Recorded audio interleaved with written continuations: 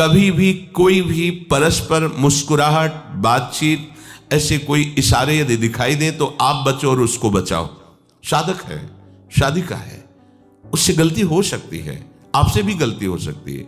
आप सत्संग सुनते हैं, आपको लगा कि इसकी मुस्कुराहट, इसकी कुछ चेष्टा ऐसी दिखाई दे रही है जो हमारे अंदर कामुकता पैदा कर सकती है, उसको भी बचाओ और स्वयं बचो तो भगवान आप पर प्रसन्न हो जाएंगे। वो देख रहे हैं अंदर की बात। साधक को बहुत सावधान रहने की आवश्यकता। ये इसको खिलवाड़ मत समझो, इसीलिए कह रहे हैं ये अध्यात्म है, ये परमार्थ है।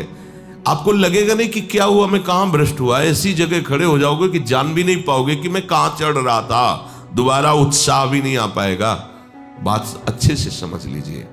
तो हमारी त्वगेंद्री का बेविचार ना होने पावे, सहसा किसी का इस पर किसी की भी अगर सेवा करने का सौभाग्य मिले, फिर उसमें ये प्रश्न नहीं उठता।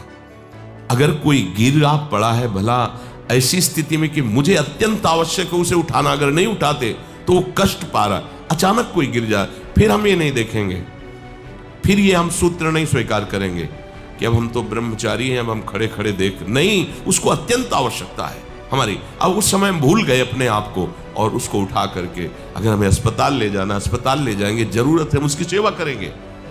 सावधान।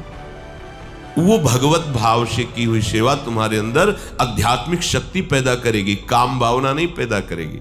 हमारी माँ बीमार हो और हमें उसे पता चला कि शौच कर दिया है, हमें शौचाना पड़े, हमें उसका मल धोना पड़े, तो क्या हमें काम जागृत हो जाएगा? क्या मेरी माँ है।